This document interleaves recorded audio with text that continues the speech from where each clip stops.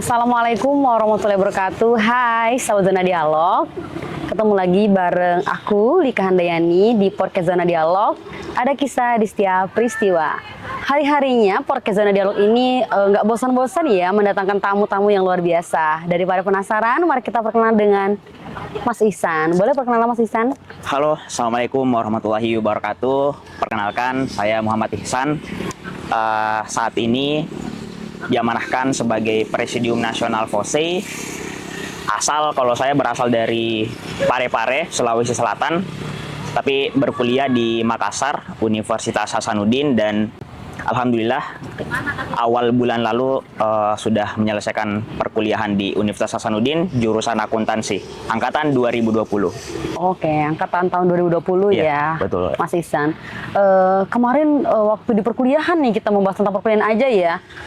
Aktivitas Mas Ihsan deh, selama perkuliahan gitu, apa aja nih Mas? Nah, kalau dibilang aktivitas selama di perkuliahan, kalau misal kita bercerita dari awal banget ya, Kak ya, itu kan masa-masa angkatan saya itu masa-masa pandemi di awal. Covid banget ya? Ya, Covid banget. Itu hampir 4 semester lah. Semester kita perkuliahan online, 4 semester. Jadi saya banyak menghabiskan waktu itu di Parepare, di rumah, untuk berkuliah banyak online. Nah, memang challenging-nya awal-awal mungkin masih enjoy dengan online, tapi tiba-tiba lama-lama jenuh juga dengan online itu. Karena offline ya kebetulan ya. Setelah 4 semester itu. Setelah 4 semester itu baru offline kembali. Baru offline kembali. Jadi memang betul-betul di awal semester itu fokusnya lebih banyak ke mata kuliah aja, fokus ke mata kuliah. Bahkan sebelum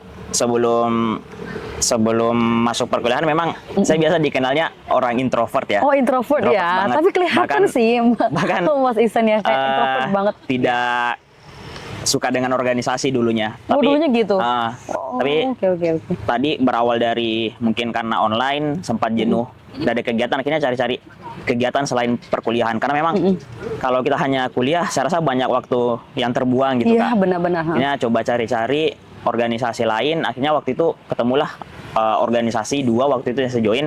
Ada UKM Catur Unhas sama KC FOSE Unhas. Betul. Oh gitu. Jadi ada 2 awalnya aktif itu Catur sama KC FOSE Unhas. Nah, memang waktu itu sempat aktif di keduanya awal, tapi niat awalnya di KC FOSE Unhas itu lebih menarik karena memang berawal dari melihat alumni-alumninya, senior-seniornya yang berprestasi sih waktu itu. Banyak prestasi. Dan akhirnya lebih banyak tertarik di KC FOSE Unhas, mulai dari anggota biasa, ikut belajar sama alumni. Waktu itu kan masih online ya, jadi banyak sharing-sharingnya, banyak online, komunikasi sama teman-teman yang lain online gitu. Tapi uniknya mereka tidak mati dengan program gitu, maksudnya bisa menyesuaikan dengan cepat lah, beradaptasi. Oh gitu ya. Jadi organisasi tadi itu selain Catur ada di KC ya. Jadi KC itu apa sih sebenarnya, Mas Ihsan? Jadi KC itu kelompok studi ekonomi Islam, yang mana di tiap kampus kita sudah tersebar lah di beberapa kampus dan dinaungi yang namanya FOSE, Forum Silaturahim Studi Ekonomi Islam. Yang inilah di sini saya saat ini di FOSE, di Nasional, FOSE Nasional. Memang kita membawahi tadi lebih dari 230 kampus, dan saat ini sudah ada 256 KC. Jadi tidak menutup kemungkinan satu kampus itu bisa ada 2 KC-nya, Mbak. Gitu ya? Iya. Oh, jadi posisinya itu di fakultas berarti ya? Ada di saat ini tuh ada yang posisinya di fakultas, ada yang bentuknya himpunan, ada juga yang bentuknya UKM, baik itu UKM tingkat fakultas atau UKM Unif gitu. Ada juga yang bentuknya eksternal. Oke. Jadi tadi berbicara tentang terpilihnya sebagai Presidium Nasional ya tadi ya, kalau nggak salah perkenalannya ya. Itu tahun berapa, Pres? Tahun lalu, Mbak. Berarti di bulan November tahun lalu. Oh, November tahun lalu. Iya. Aku mau tanya juga nih, perasaan Mas Ihsan nih waktu terpilih menjadi Presidium Nasional, tentunya tidak mudah ya. Persaingannya se-Indonesia tentunya. Gimana nih? Asik. Jadi memang mungkin sedikit lanjut cerita ya, Iya. waktu tadi bagaimana akhirnya mulai tertarik dengan Organisasi? Iya. Eh, itu berawal dari mungkin iya ada keberanian dulu coba keluar dari zona nyaman, ikut organisasi, masih menjadi anggota waktu itu, hingga waktu itu di tahun kedua perkuliahan lah, misalnya masuk Iya. tahun kedua perkuliahan masih online. Nah saat itu di mana masanya memang saya lagi cari-cari beasiswa, Oh, lagi gitu. cari-carinya beasiswa, kemudian waktu itu alumni menjodohkan lah salah satu beasiswa, ada namanya beasiswa Rumah Kepemimpinan. Oh, rumah kepemimpinan ya. Beasiswa Rumah Kepemimpinan ini dia sampaikanlah, dia deskripsikan seperti ini, oke, tertarik buat coba, dan memang cukup beasiswa hunter juga lah dari Syaratnya awal. ya terus ya juga. Tapi ya. Kendalanya di saya itu mungkin beberapa teman-teman kadang merasakan ya, kayak kita mahasiswa yang berada di middle class lah, Iya, atau benar-benar. mungkin yang kita mau dapat beasiswa kurang mampu tidak bisa. Nggak bisa. Tapi Terus mau dapat beasiswa yang berprestasi prestasi juga pun- tidak iya, berprestasi benar. banget. Di gitu middle kan. banget tadi ya, di Jadi tengah-tengah ada di posisinya. middle. Iya. Akhirnya tetap coba-cobalah beberapa beasiswa. Akhirnya perjalanan sekitar 6 bulan waktu itu, dari semester 4 sampai semester 5 masuk, akhirnya diterimalah beasiswa Rumah Kepemimpinan Oh, ini. gitu. Panjang juga seleksinya, ada 3 tahap Iya. waktu itu. Dan ternyata masuk di beasiswa Rumah Kepemimpinan ini, di awal sempat insecure lah di 1 bulan 2 bulan pembinaan di Rumah Kepemimpinan, karena memang melihat Penerimanya tuh? teman-teman satu circle kita tuh Iya. itu banyak yang udah jadi ketua BEM, Mbak. Ada mapres di Iya, iya, fakultas ataupun di kampus, terus ada juga yang udah sering berprestasi di tingkat internasional. Ketua-ketua organisasi pun ada gitu kan. Iya. Jadi sempat insecure lah di awal-awal itu melihat mereka seperti itu kan. Tapi 1 bulan 2 bulan setelah itu, ternyata KC Foseunas ini lagi mau muktamar waktu Oh, itu kan, gitu. mau pemilihan ketua. Ya sempat terpikir, waduh, kayaknya Mencalonkan diri ya. jalan diri ya, biar Iya. biar ada juga yang bisa dibanggakan di diri kita gitu kan. Oh, cobalah mencalonkan diri. Coba persiapan, komunikasi sama alumni, ternyata banyak yang support gitu kan. Adalah singkat cerita keterima, dan panjang prosesnya 1 tahun sebagai ketua di Iya, KC benar. Foseunas waktu itu, semester 5 sampai semester 7. 7 ya. Iya. Dan di samping itu kan masih jalan juga nih beasiswa Rumah Kepemimpinan ini, Kak.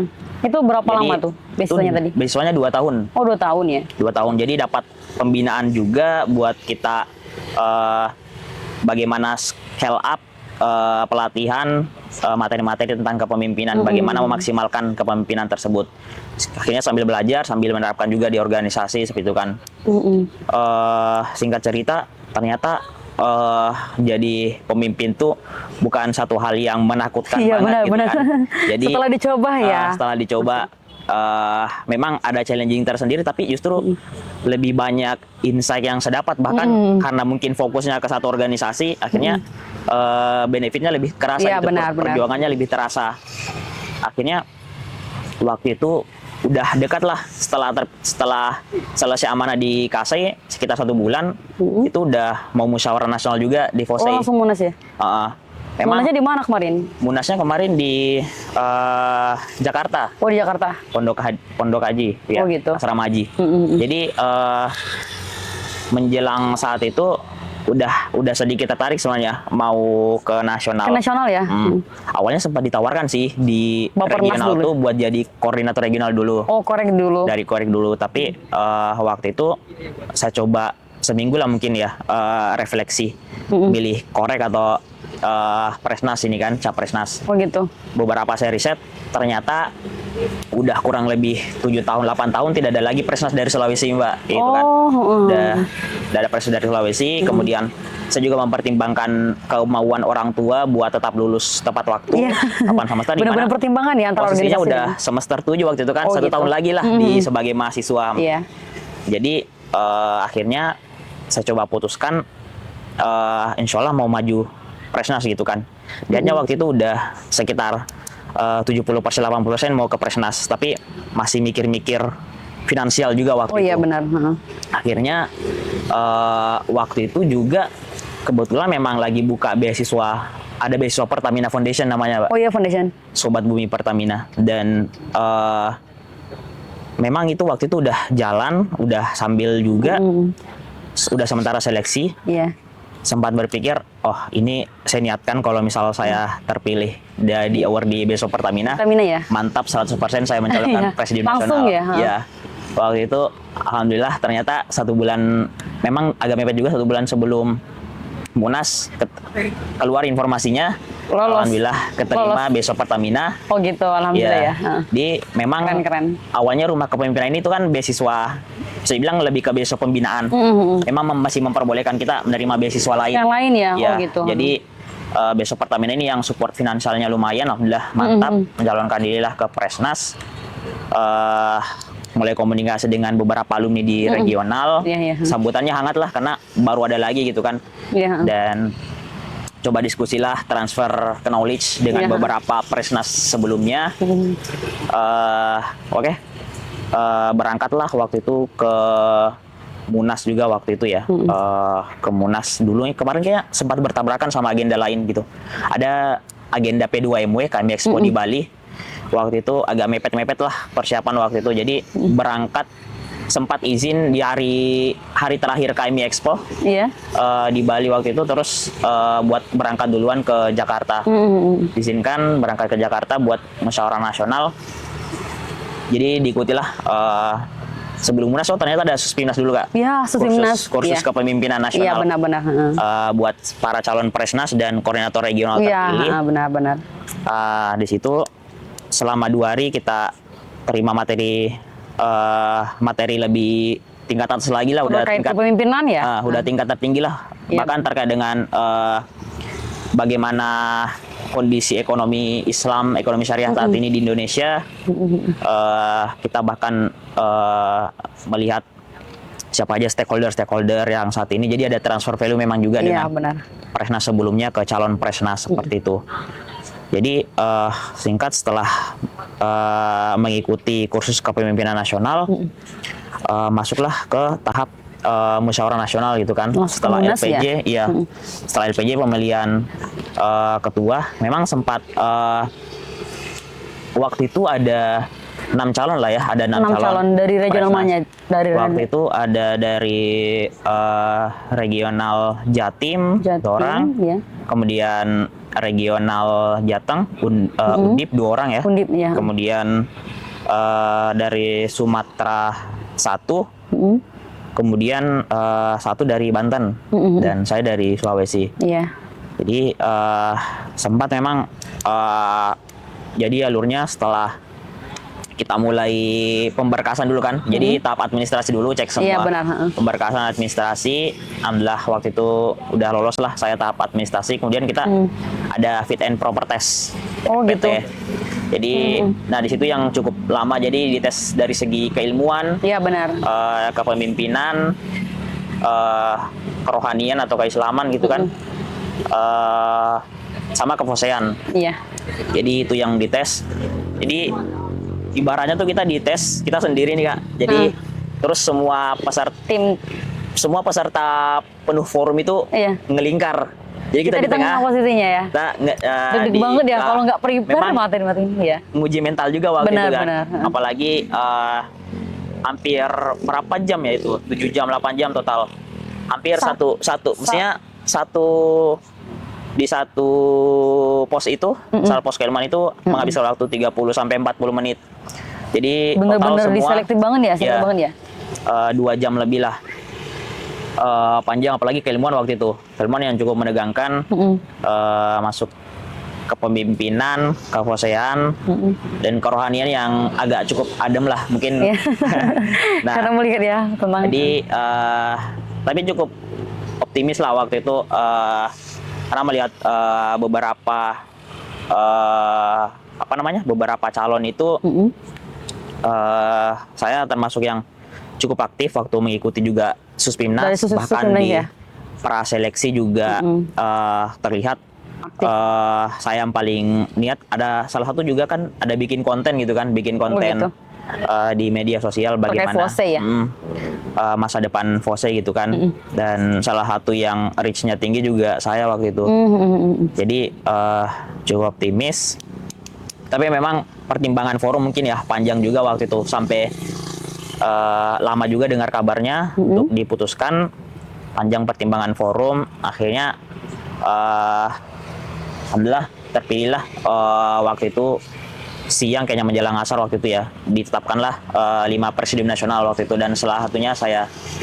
Oke, itu di dalam 5 presidium nasional itu ada bidang-bidang tersendiri ya? Iya, betul. Apa aja itu bidangnya? Jadi di 5 presidium nasional FOSE itu ada 5 bidang, ada keilmuan, Oke, keuangan, kelembagaan, kaderisasi, sama media data. Media dan data ya. Posisinya kalau Mas Ihsan sendiri di bidang apa nih Mas? Saya saat ini khususnya di bidang keuangan ya. Keuangan ya? Tapi di FOSE itu tidak menuntut bahwa walaupun kita memang ada 5 bidang, tetap semua Presnas itu harus paham dengan kondisi bidang-bidang yang lain gitu kan. Mungkin secara fokus memang ada bidang tersendiri, tapi secara FOSE keseluruhan harus paham lah seperti itu. Semuanya ya gitu ya. Oke, sebenarnya benar-benar luar biasa ya. Makanya dari orang yang introvert gitu ya, yang belum kenal ke organisasi sama sekali, terus memilih masuk ke KC-nya, terus langsung ke Presnas ya, ke nasional. Maksudnya nggak mencoba dulu di regional, langsung. Jadi ambisnya tuh benar-benar tinggi banget ya, langsung mau ke nasional. Waktu itu bisa dibilang kesempatan bertemu dengan kesiapan juga lah dari saya. Iya, benar-benar. Dan memang momentumnya juga memaksa seperti itu. Mungkin seandainya masih ada waktu sebagai mahasiswa aktif, oke coba di regional dulu baru ke nasional seperti itu kan.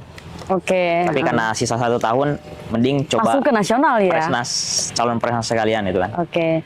Jadi luar biasa sekali ya sahabat-sahabat Zona Dialog. Mas Ihsan ini, jadi kita nggak sia-sia nih mengundang jauh-jauh dari Makassar gitu ya aslinya.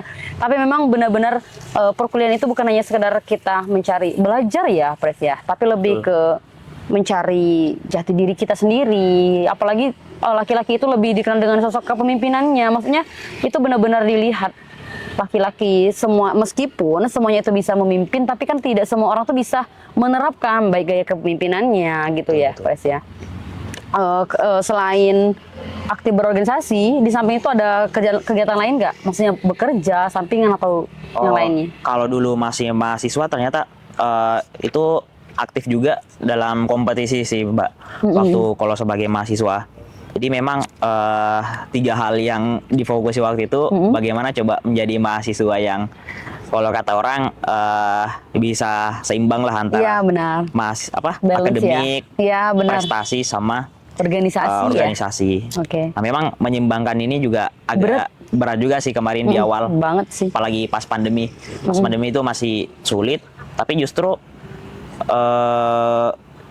prestasi-prestasi ini mungkin juga salah satu hikmahnya ya, yang saya dapat waktu jadi ketua. Justru prestasi-prestasi yang saya dapat itu terbukanya setelah menjadi ketua di KASE waktu itu, Pak.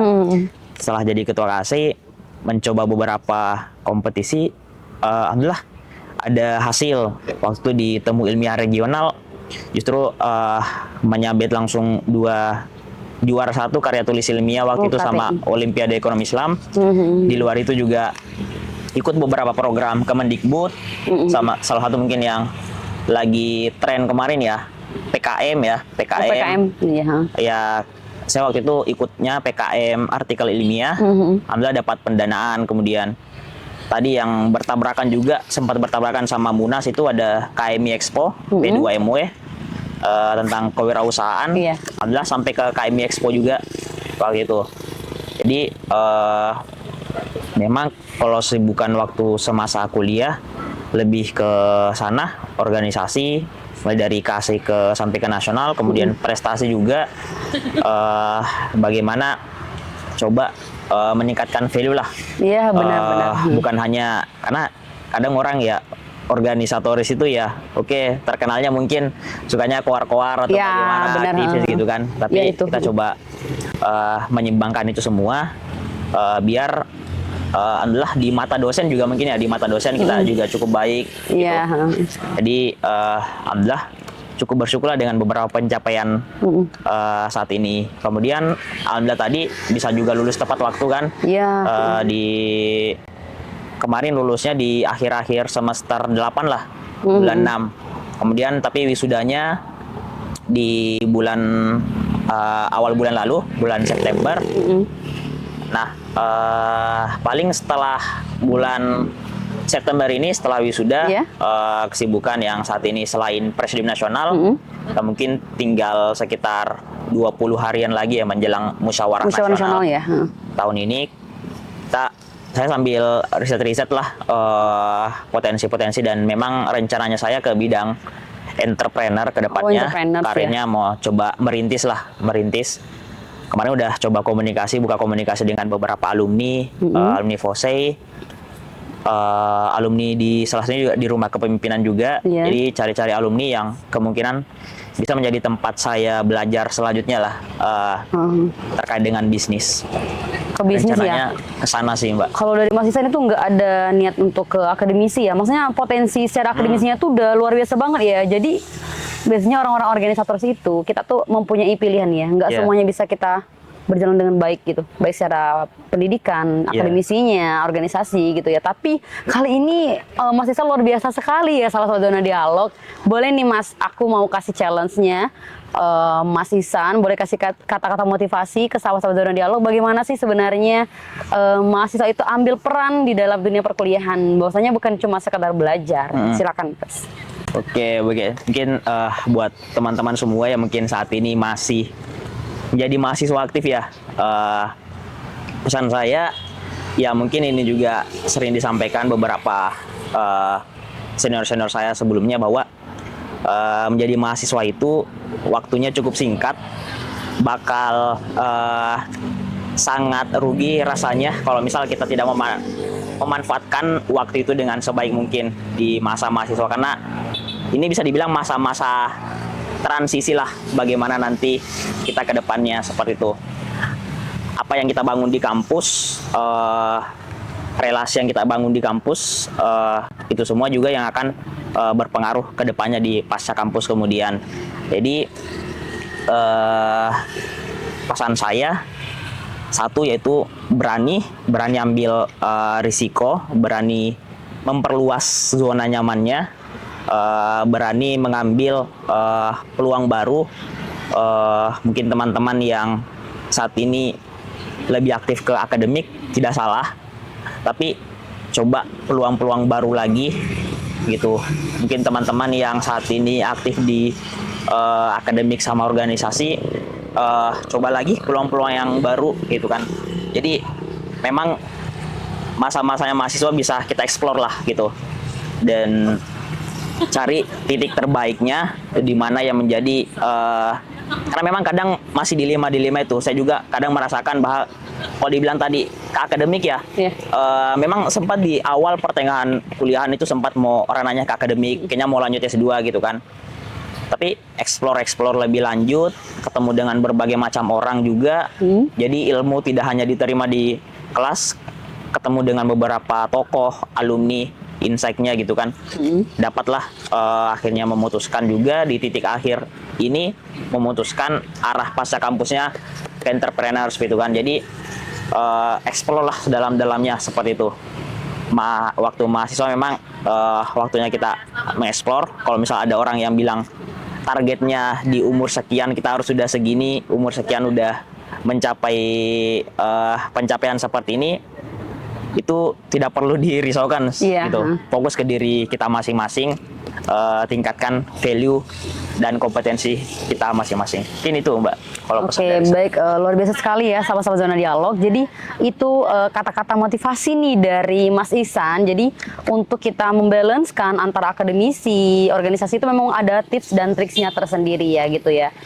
Kita beralih ke topik yang sedikit nggak terlalu tegang nih Mas Ihsan. Kalau berbicara tentang anak muda ya, tentunya generasi Z ya sekarang ya Mas ya, masih termasuk Gen Z ya, betul. Mas Ihsan. Kalau terkait tentang perasaan nih, nah gimana nih? Aku mau tanya nih, posisinya sekarang ini ada seseorang yang dianggap spesial nggak nih? Gimana nih, Mas Ihsan? Kalau saya saat ini orang spesial, tentu ada orang spesial, Iya. ya. Dalam artian orang-orang terdekat kita. Gitu Iya, kan. Tapi benar, kalau misal betul, ya. arahnya ke pasangan gitu Iya. kan antara Iwan dan Ahwat, saat ini mungkin memang ada ya, tapi masih sebatas cukup mengagumi. Oh, Saya sebatas kalau mengagumi misal ya? Cukup mengagumi, tapi kalau misal sebatas menjalin hubungan itu saat ini tidak, memang lebih fokus ke membangun gitu. karir dulu. Oh iya, benar. Dan memang mungkin juga salah satu amanah Presidium Nasional ini ya Mbak ya. Oh iya, iya. Juga memang kode etiknya tidak membolehkan kita hubungan dengan lawan jenis. Dan saya rasa juga sebenarnya bukan sebatas kode etik organisasi, dan memang dalam Islam juga Iya, membatasi benar. hal Iya, jadi demikian. gitu.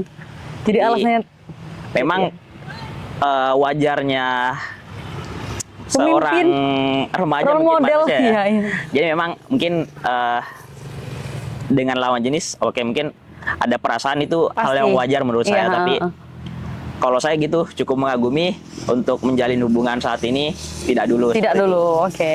Jadi keren banget nih Mas Ihsan, sahabat Zona Dialog. Selain berprestasi, udah ganteng ya. Tapi benar juga ya, Mas Ihsan ya. Jadi tidak semuanya anak muda itu memang menginginkan ya sosok spesial yang memang benar-benar dianggap dekat gitu kan. Tapi bukan lagi rahasia sekarang ya. Tapi banyak sekali ya kita lihat ya di Iya. lingkungan-lingkungan terdekat kita gitu kan.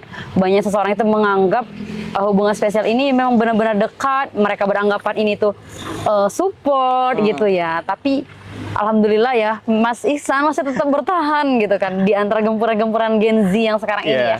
Gitu. Kalau dukungan dari orang tua gimana nih? Kalau dukungan orang tua, alhamdulillah, jujur sangat bangga sih punya orang tua Ihsan saat Iya, ini. Sangat mensupport lah apa yang saya inginkan. Bahkan memang menjadi Presnas pun tadi salah Iya. satu itu berkat dukungan dari orang tua juga, ayah. Kalau ibu walaupun sempat agak ragu di awal, tapi cukup dengan saya yakinin insya Allah bakal lulus tepat waktu juga. Oh gitu. Alhamdulillah disupport lah, jadi apapun saat ini selalu didukung lah. Bahkan selalu live report gitu kan, kalau misal kunjungan ke daerah, kirim foto mereka gitu kan. Kunjungan ketemu salah satu tokoh, itu kan kasih tahu lagi. Kasih tahu lagi. Jadi kadang aku senang juga kalau misal ya, benar-benar publish foto kita kan. Jadi dipublish foto di merasa diapresiasi ya sama orang tua ya. Di Facebooknya gitu kan. Ya, jadi cukup senang lah. Cukup mendukung ya kalau cukup orang mendukung tua ya. orang tua. Biasanya itu sih, biasanya juga kan kemauan anak itu yang tinggi gitu ya, tapi terhalang dengan dukungan orang tua gitu kan. Iya. Kebanyakan orang tua itu yang menjaga kayak nggak boleh terlalu jauh gitu. Banyak juga sih laki-laki kayak gitu ya Mas ya. Maksudnya bukan hanya sekedar perempuan yang dikhawatirkan untuk perjalanan jauh. Tapi cukup luar biasa pengalaman-pengalaman dari Mas Ihsan. Terakhir nih Mas, aku mau kita sama-sama ngebangun tentang perekonomian nasional ya, ekonomi Indonesia tentunya di bidang ekonomi syariah. Boleh nih Mas Ihsan menjelaskan sebenarnya arah organisasi yang sekarang ini Mas Ihsan geluti, Pose ini arahnya tuh sebenarnya kemana? Terus tujuannya tuh sebenarnya apa sih? Dan dikasih gambaran sedikit, Pose ini sebenarnya organisasi di bidang apa? Boleh silakan. Mas Jadi buat teman-teman semua, apalagi mungkin khususnya di mahasiswa aktif saat ini, FOSE ini adalah Forum Silaturahim Studi Ekonomi Islam, dan tadi sudah saya jelaskan bahwa tersebar di beberapa kampus, bentuknya kelompok studi ekonomi Islam, dan memang visi kita itu adalah pembumian ajaran Islam dalam bidang ekonomi, dan salah satu fokus kita adalah bagaimana meningkatkan literasi dan inklusi ekonomi dan keuangan syariah seperti itu. Kalau anggapan kami dari, kita menyebutnya kader-kader FOSE itu kader-kader ekonomi robani gitu kan. Kalau menurut kami itu ekonomi syariah ini adalah suatu sistem ekonomi yang sebenarnya bisa dibilang lama tertidur di Indonesia seperti itu. Padahal potensinya besar. Kita tahu bahwa Indonesia masyarakat yang mayoritas Muslim dan sebagainya seperti itu. Tapi lama tertidur sebenarnya. Tapi alhamdulillah melihat keadaan dan kondisi saat ini, berkat konsistensi perjuangan dari alumni-alumni terdahulu FOSE sejak tahun 2000 berdiri ya gitu kan. Konsistensinya alhamdulillah membuahkan hasil lah saat ini. Bahkan ekonomi syariah saat ini udah masuk dalam RPJPN, rencana pembangunan jangka panjang nasional gitu kan, 2045 kayak gitu. Bahkan kita lihat saat ini beberapa badan instansi lagi dikuat-kuatkan yang berkaitan dengan ekonomi syariah dan sektor industri halal seperti BPJPH, kemudian Badan Haji dan Umroh, itu semua lagi diperkuat sama pemerintahan gitu. Jadi bahkan terdekat insya Allah yang salah satu kita tunggu-tunggu ya beritanya peresmiannya itu Mbak, yakni peresmian atau bahkan pembentukan Badan Ekonomi dan Keuangan Syariah. Kalau saat ini kan ada namanya Komite Nasional Ekonomi dan Keuangan Syariah, KNEKS gitu kan. Tapi bentuknya masih komite di bawah Kementerian Keuangan, dan harapannya dengan nanti terbentuknya Badan Ekonomi dan Keuangan Syariah, Badan Ekonomi dan Keuangan Syariah di pemerintahan ini insya Allah itu bisa merangkul lah semua sektor-sektor, karena memang ekonomi syariah ini luas sebenarnya Mbak. Jadi baik kita berbicara terkait dengan pariwisata, ekonomi syariah di sana ada pariwisata halal misalnya, pariwisata ramah muslim gitu kan. Kita berbicara terkait dengan perdagangan juga, ekonomi syariah ada di sana gitu. Kita berbicara terkait dengan keuangan apalagi, kemudian berbicara terkait dengan perindustrian apalagi gitu kan. Apalagi tadi keagamaan, pasti itu. Jadi memang diperlukan badan buat merangkul sektor-sektor tersebut untuk mengakselerasi lah ekonomi dan keuangan syariah. Alhamdulillah, apalagi yang terbaru kemarin ya, kita udah ada di posisi 3 ya. Yang kemarin juga sempat viral ya, SGY gitu kan. Oh iya. Jadi kita udah di posisi 3, insya Allah cukup bangga sih, dan alhamdulillah saat ini posisinya udah sangat optimis ekonomi dan keuangan syariah ke depan bisa semakin baik seperti itu Kak. Jadi ekonomi syariah POSE ini salah satu organisasi ya yang bergelut di bidang ekonomi syariah. Mendorong ya, bagaimana tercipta mahasiswa-mahasiswa yang punya idealisme yang sama dengan kita tadi untuk membangun ekonomi dan keuangan syariah yang kita yakini adalah ekonomi yang mengutamakan keadilan seperti itu Kak. Oke, benar. Jadi mungkin kalau kita mau kupas tuntas semua nih tentang Mas Ihsan, kayaknya kita butuh waktu yang banyak ya. Sahabat-sahabat Zona Dialog. Jadi mungkin di lain waktu semoga kita bisa bertemu lagi nanti ya. Amin. Siapa tahu nanti tim kita mau ke Makassar, ketemu sama Mas Ihsan gitu ya, untuk melanjutkan di podcast kita pada hari ini gitu ya. Mungkin boleh closing statement nih Mas Ihsan. Closing statement buat teman-teman semua ya, terutama mungkin juga kader-kader FOSE, kader-kader ekonomi Rabbani, jangan takut atau bahkan jangan bingung gitu ya, jangan bingung bahwa kita sebagai orang yang bergelut di aktivis ekonomi syariah gitu bakal bingung ke depannya mau kemana, karena potensinya sangat besar. Tinggal kita semua kader-kader FOSE itu mempersiapkan kompetensi kita yang terbaik untuk bisa bersaing secara global, dan bagaimana memastikan ekonomi syariah itu bisa inklusif. Teman-teman tidak harus berkarir di sektor ekonomi dan keuangan syariah, tapi silakan melebar gitu kan, tapi tak bawa prinsip ekonomi syariah tadi yang berbasis keadilan, dan yang dipegang terus adalah idealisme tersebut. Mungkin itu buat kader-kader FOSE semuanya, dan teruntuk secara umum mahasiswa dan masyarakat secara luas, mari dorong sektor ekonomi Indonesia. Kita pasti punya cita-cita menjadi negara besar, negara maju, dan tentu salah satu potensi terbesar saat ini adalah sektor ekonomi dan keuangan syariah. Jadi saya mengajak seluruh masyarakat dan masyarakat Indonesia buat mari menggunakan produk-produk yang halal dan produk-produk keuangan syariah yang insya Allah punya maslahat yang lebih luas seperti itu. Ini tuh pesan-pesan saya buat semuanya. Baik, boleh tepuk tangan dulu nih untuk Mas Ihsan. Jadi luar biasa sekali ya, banyak sekali tips dan triks bagaimana cara kita baik dari mengatur organisasi, secara pendidikan, gitu ya. Bagaimana, pokoknya luar biasa sekali nih Mas Ihsan. Mungkin cukup sekian ya Mas Ihsan ya pertemuan kita. Mungkin bisa dilanjutkan di lain-lain waktu nanti gitu. Sekian ya sahabat Zona Dialog.